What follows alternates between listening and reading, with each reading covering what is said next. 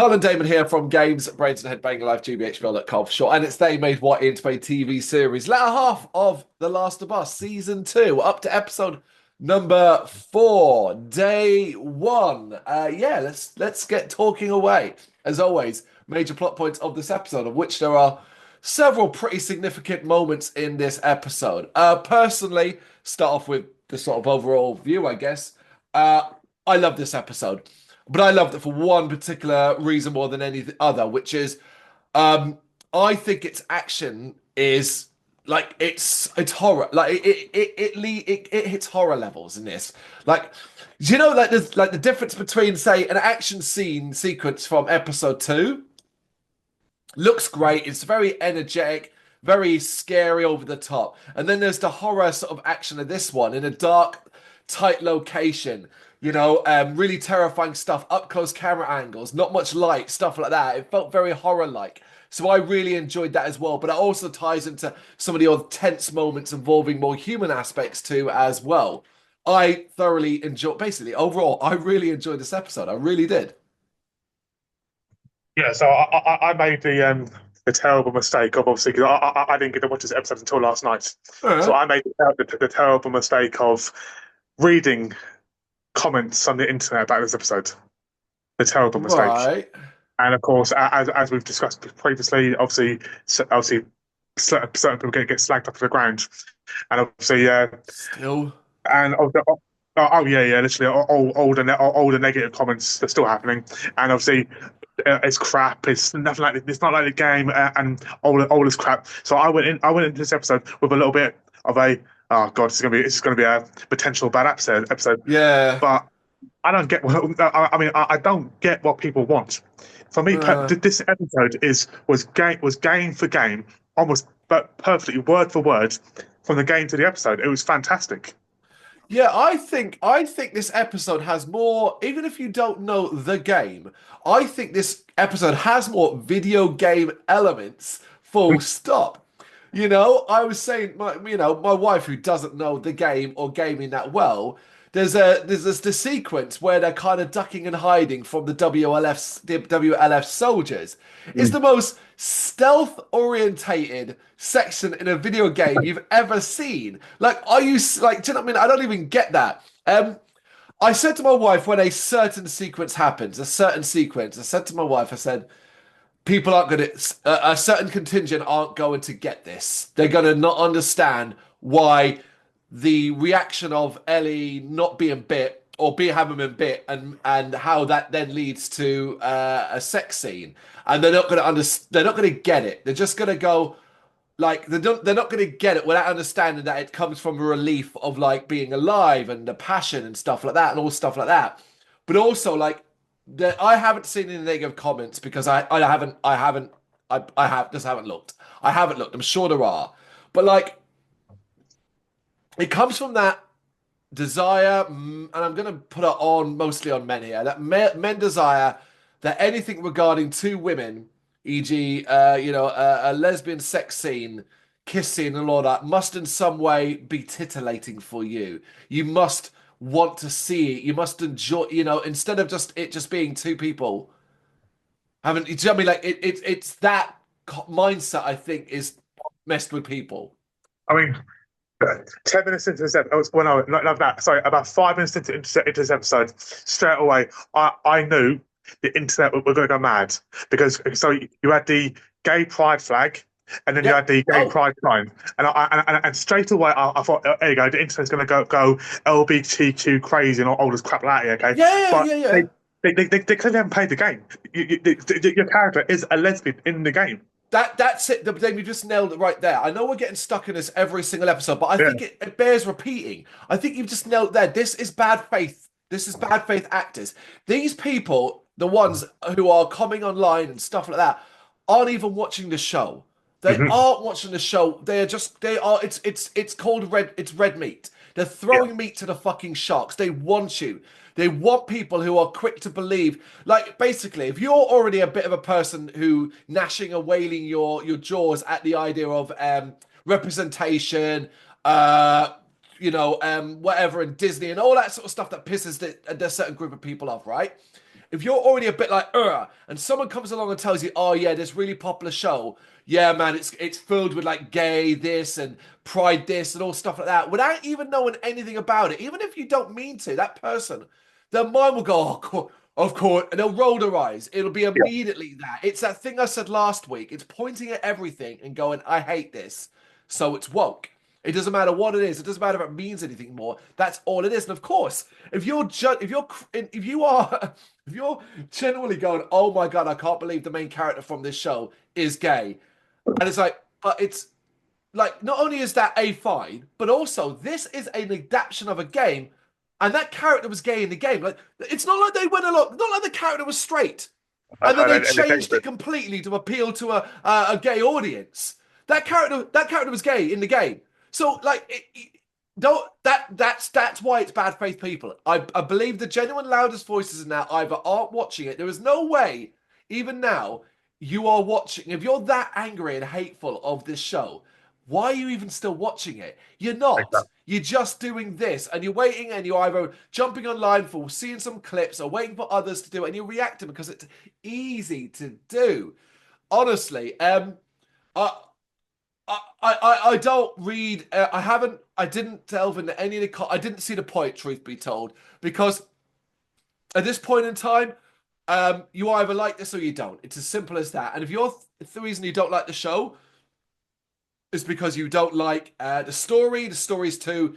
I haven't actually tell a lie. I did hear.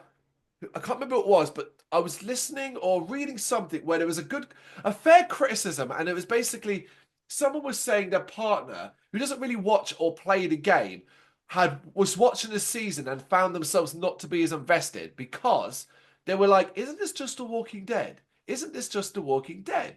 And while I think that's a little bit too blasé, Mm. I get it. I get that even more when you get to episodes like this because now we're really introducing a human threat. Really introducing a human threat. So it Yeah, sort of does feel very Walking Dead, particularly when we're in cities like we are now and things like that. I completely get it. So if you don't like it because of that, or you don't like it because it's too slow, or you don't like it because I don't really like the main cast. Not because of their sexual orientation or any crap like that, but you just don't like their style, their acting. You don't particularly like the characters. That's all fucking fine. That's good. Like yeah. that's it, you know. But if you're thinking at this stage in time, if you're still sitting there going, "I hate this because it's woke," you have lost you've lost your mind, man. You've Two lost like seasons in, sight of what you're doing in life. How two pathetic are seasons in, you? two seasons in, and you're still watching it. So, Yeah, why would you and, torture yourself? I Like know I've exactly. given up on many shows that I haven't particularly liked. Do you know what I Mhm. mean? Like I'm not even going to tell you that you're wrong for disliking a show because you don't want gay representation. Hell, if that's why you don't like a show, be you.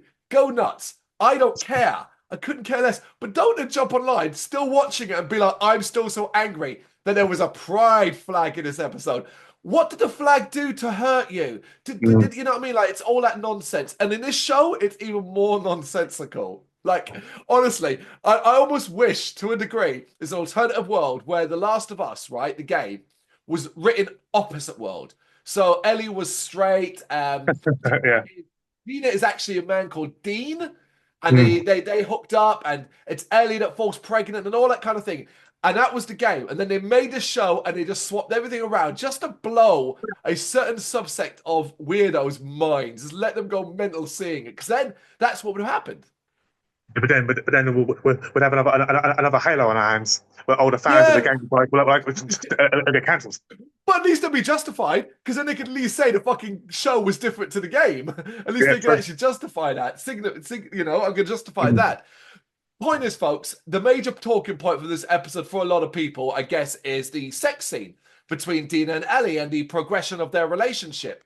Well, I mean, for some people, it might be a big part. It was for me, it was a part of the episode that fitted. It was fine. It comes following a very tense scene. I love the acting between when Dina's got the gun and Ellie because, like, you can completely understand Dina's fear and panic and like all of that kind of thing and the relief that comes afterwards. I Yeah, like the scene the next morning. I like the calm that comes before the storm because it is like the last. To be honest, it's the last really calming moment they're going to get for a while because yeah, particularly with the end of the episode and what it implies, were clearly going somewhere else. But I like how it was shot. I like the fact that it's done in a sort of stormy weather with the rain, all of that. I like it. I mean, it was good. And here's the thing, folks, it's a sex scene, but it's not like a graphic, like, and it also like it's not like a here's it's not even a long scene. It kind of just does a little bit and then cuts kind of thing. Do you know what I mean? Like leave it up to your imagination. You don't need to know anymore, really. Yeah, I think the singing scene before that was more of a intimate scene. Well, intimate, good choice Yeah, of words, yeah, very yeah, romantic. Yeah. yeah, So let's go back then. I mean, let's go back to that other scene because that's an earlier scene where obviously while they're searching in Seattle, they find a music store. They find that guitar. Well, Ellie finds a guitar and she sort of sits down and plays Take On Me by Aha, the band Aha. Now, I have one major criticism of this. It's not anyone's fault. It is the fault of car manufacturers, car adverts.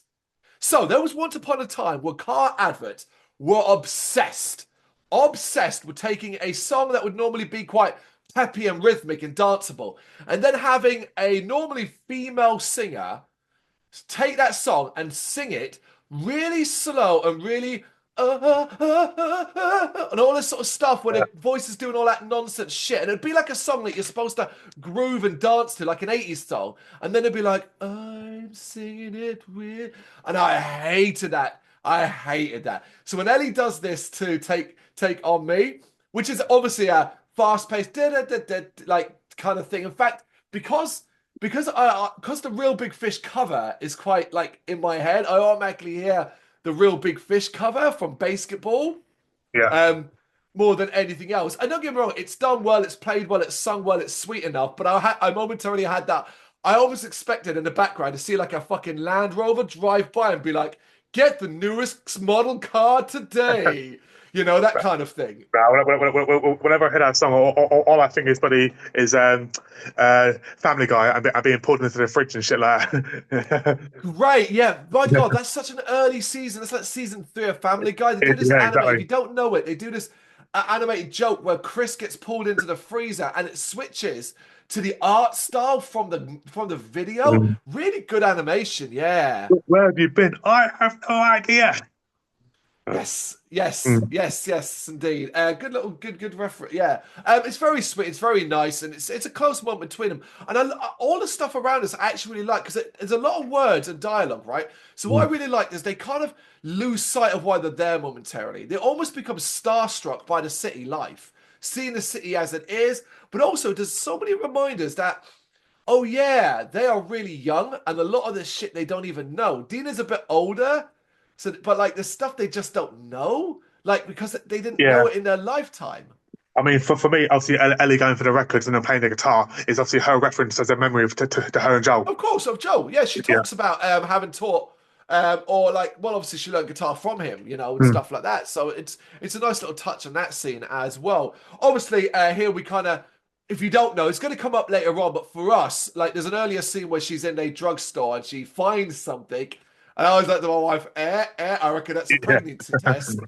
And obviously that's kind of also her emotions. Like she gets quite emotional with Ellie. A lot of this is obviously related to the fact that she's pregnant. She's found out she's pregnant, and in fact later on she'll reveal to Ellie during the kind of pre the sex scene that she's pregnant. And the next morning she'll show her like that she took like 20 tests, so pretty much confirmed it. Yeah. And although it's not like actively said, like it's not like 100% said, there's kind of no argument that it is Jesse's child, basically. Yeah. Yeah. I like that there isn't a big like kind of conflict about like what to do. It's like it's already been decided. She's keeping the baby, Yeah. and she's planning to raise it, and Ellie's going to help her. Hmm. Like there we go, right? Yeah. I had a funny thing of like Dina waking up in the morning and Ellie being like just gone, like leaving out, going, "Yep, don't want any kids. Cheers for that, love. Later." Going to get milk. Be back in 5. Yeah, that kind of thing. But yeah, a lot. So that's kind of the major Ellie and Dina stuff, like from the sort of relationship building thing. Mm. Um, I've been not critical, but I haven't been 100% convinced by their relationship up to this point. I think this episode did a very good job to kind of draw me in and be like, okay, I can see them as a cute couple. Yeah, the chemistry in the first couple of episodes wasn't there, but I think that for me the whole singing scene, there was definitely a massive improvement Oh, there. that helped you then. That's good. Yeah, Yeah, and I must say, Bella Ramsey's little soft singing voice was actually quite nice. I thought she sung that quite nice. no problems at all. As I said, she gets criticism. I've got no personal issues with her as an actress. So Yeah, we are fans. We're fans of Bella Ramsey. So yes, and particularly in this show. Saying that, I've only ever seen them in Game of this Thrones. and Game of Thrones. I think now I Yeah, don't think. yeah. Oh no, no, tell a lie. I watched a horror short a few years ago that the director had sent me, and Bella was an actor in that. It was quite good. Oh, Anyway, cool. right. Elsewhere, right. So we should probably touch upon the cold opening. Mm. Oh my God. How, like, my wife audibly gasped next to me. She literally went, when he threw the fucking grenades in the back of the van. This is Isaac. And this scene with the Fedra, it goes back to 2018. It's a scene with Fedra, clearly in a war with the WLF at that stage. And clearly tensions are, well, but clearly people are beginning to wonder what they're fighting for. I almost don't want to spoil this because I'll just say this opening, this first 5 minutes is really tense, really uncomfortable, and then Mm. just ends in such spectacular style. You're like, oh, okay, that was the start. Yeah, Yeah, your typical opening with some guy trying to impress everyone with a cool joke in the van, and everyone's laughing, and then the hard ass commander of the group basically shutting them all down in like two yeah, seconds. It was just literally an amazing 5 minutes into the start of the episode. yeah. And I love the end with the newbie because like it sounds like it's an immediate way of me disliking Isaac Mm, because he says to him, "Oh, well, you have a choice." That kid has no choice. you have no choice. He has no choice there. It's either stand there and die or agree to join up. Like that's not a choice. Nope. How that's honestly, but honestly, the moment where he just walks back to the van and threw in the grenades, Lou went and I thought that what that's the kind of reaction you get from someone you've clearly like done a great job there. Yeah, And yeah. that then cuts to kind of years later where he's now the leader of the WLF and he's basically torturing and interrogating a Seraphite. Now I like the fact that they shorten everything down to keep we quickly established the nicknames here. Mhm. Scars for the Seraphite and Wolves for the WLF. Yeah. And this is an intense scene. Really like it. Quite gross and quite graphic. Oh, should say, folks, if you need the sort of warnings, you did get full frontal male nudity here. More dongs, more dongs, more dongs. I grew up, I'm 40, folks. I've grown up in a world of 80s horror movies, and the only naked people you ever saw were women. I'm a Mhm. champion of more dongs on screen. Although not in this context, because this is just a horrible context. Like the dude's badly hurt and he's getting his skin burnt off him by Isaac in a pretty horrific, good makeup. Yeah. I mean, I criticized the CGI in the last episode with the horrible green screens. It was fine for me this episode. I think the cars, the buildings look really good. Yeah, they did a much better job of like keeping us close to the action rather than doing big extended where you would need the green screen stuff, as you said. Mm. But I really love the scene between Isaac and this Seraphite and the fact that he just will not give Isaac. Isaac wants to know where they're going to attack next, kind of thing, and he's not going to do it. And like defiance in the face of obvious death. Mhm. Yeah, I really liked it. Yep. I suppose the next major one, I guess it's a sequence. It's not a scene. It basically starts with Ellie. It's at night. Ellie and Dina infiltrate a sort of like location, a sort of tower location, and they find like members of the WLF pretty much well, they're hung up with their guts having been ripped out from their stomach. It's a pretty graphic scene.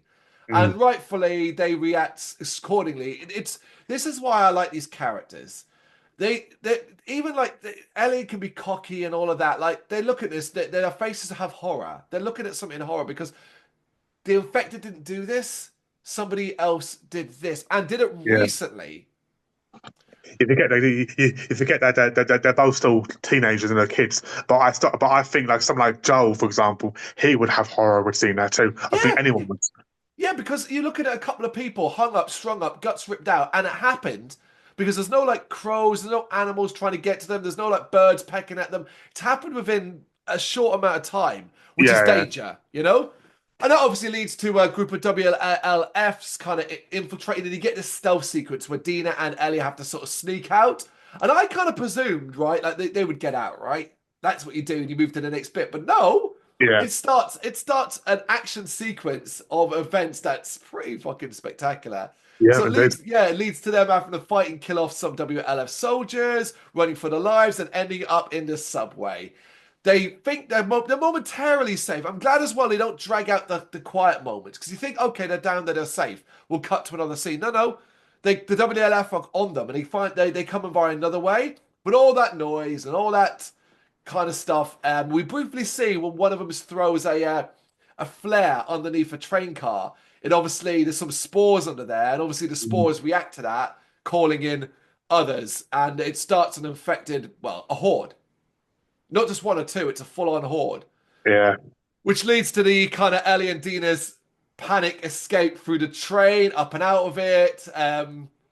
I honestly, I think it's so fucking brilliant. I've talked about it before. Season two, episode two, had the on-scale dead. This one, because it's closer and smaller, you have to use predominantly actors. Oh, there's mm, some CG in the background and just to flesh it out. But the yeah, up close, all that slamming into everything, the train car, the falling into it, like I love this applies to all different types of monsters and creatures out there. I love the wildness that sometimes comes with certain things. yep, Um, you know, as much as I enjoy a traditional zombie, I'm also well up for a different, like this kind of wild, mindless, just destructive force. And mm, this is filled with panic moments, excitable moments, like. And obviously, it leads to the last little bit where like Ellie has to protect Dina and get bit, which obviously leads to where Dina does all of that. All of this is just I thought it was heart racingly tense and really cool to watch. yeah. We praised it in the last episode. You know, with the actors are fantastic. You know, they literally they throw themselves against the fences and it looks fucking painful. You know, Yeah, yeah, but because you've got it's this. You will fantastic. have this. So you will have this. You're absolutely right. You will have this set, and you will have a makeshift train car. Like Yeah, you have to throw yourself into it. So you have yeah, stunt people, of course, and stunt people are incredible at their jobs. But yeah, and like you know, the guy that's tumbling in from the fucking top of the train car, oh shit like that. Like and they're throwing themselves at it. So it is a bit full on. But I mm, love it, man. It looks so good. And this was horror. This was mm, horror because it's dark. It's claustrophobic. It feels like and like it's like you any moment you could die. One misstep, one trip, one accident, one wrong move, and you're dead. That kind of thing, mm. like that. That's why I loved it. That's about it, really, isn't it? Because that's a sequence that goes on about 10 minutes, 10 minutes from Yeah, beginning to end, and that then leads to the them finding safety in an old like theater and the sex mm, scene and stuff like that in the morning after. But what they do get is they get a radio in that, and the episode ends with them hearing, well, basically, I guess the information Isaac wanted. He was talking about the next attack, and this attack's occurring, and they hear Lake Hill Hospital, and they see outside explosions going off in the distance. But across the radio, it suggested that Abby's friend Nora, one of the names who was at obviously Joel's death, is Nora. Um, and yeah, so like this is where we're going next. yep. Said strap on because it's going to be explosive next couple of episodes. Yes, yes, that is something to look forward to. Is that we are going to have what's likely a very action-packed and intense episode next. Particularly going to get to see probably more about because at the moment they're just kind of touching upon the Seraphite style of things and things like Mm, that. But yeah, I'm excited. I'm excited. But I enjoyed this. I will say like I'm not like counting down the days to the next episode. I haven't been doing that to this point. It's like, okay, next one's been aired. I'll watch it now and stuff like that. But when it comes time to sitting down and watching it, I always get like, okay, cool, right. Like once I'm ready to watch, I'm like, oh, this will be fun. I'm looking forward to this, that kind of thing, you know? yeah, I'm the same. It doesn't have like the Castlevania effect, but I wanted to binge watch the entire thing. Where Yeah. this, you know, said I watch it. I'm not too fussed, to be honest. But when I start watching it, I'm like, okay, now Right. I'm ready for it. Yeah. Yeah. Yeah, you don't have that anticipation, but once you're in, you're hooked in. Hmm. Yeah, I suppose. I mean, I suppose that's a good and a bad thing in a way. Maybe it's our fault more than anything else, and the fact that you always got something else to do, watch something else, play something else, do something else. That when see, you don't have that whole there's nothing to do till next week kind of thing, you know? I mean, once it's all finished and it's all released, I will go back and rewatch the entire thing. And because I think then it'll be a bit easier because obviously having to wait every week or wait a Of year or course. two for season 2 or 3, whatever. Well, I mean, I don't know how many seasons they're going to do. Probably maybe 3, I presume, for the third part. But I don't know. Well, we don't know. I mean, I'm 99% sure if it's not been confirmed. I know they talked about this season 3 happening, but I'm not. I presume it's already been confirmed. I can't quite remember. But Mhm. either way, like we've got 3 more episodes left before this season's done. With plenty more to talk about, so 3 more weeks of this. But I'm still enjoying it, folks. I'm still enjoying it. And here's the thing, just as a reminder, because how we started it. If you're not enjoying it at this stage, probably time to give up, right? And whatever reason, I'm not gonna tell you how or why you should enjoy it or don't enjoy it. But if you are now 4 episodes into season 2 and you're still gnashing your teeth and angry or hating it, just stop watching it. Go spend an hour, 45 minutes doing something far more useful for yourself. Do you know what I mean? Just watch something else. Yeah, You have a TV remote, turn the TV off, or do whatever else. yeah. Just change the fucking channel. It's fine. Day 1, episode 4 of The Last of Us. You got any thoughts you want to share with us? Know what to do? Let us know in the comments. Thank you very much for watching. If you've enjoyed what you've seen, please consider hitting that like and subscribe button. It does help us out. You can find us at gbhbl.com and across all social media platforms. And if you really want to give us a bit of extra support, please consider buying us a cup of coffee over on our coffee page. Thank you.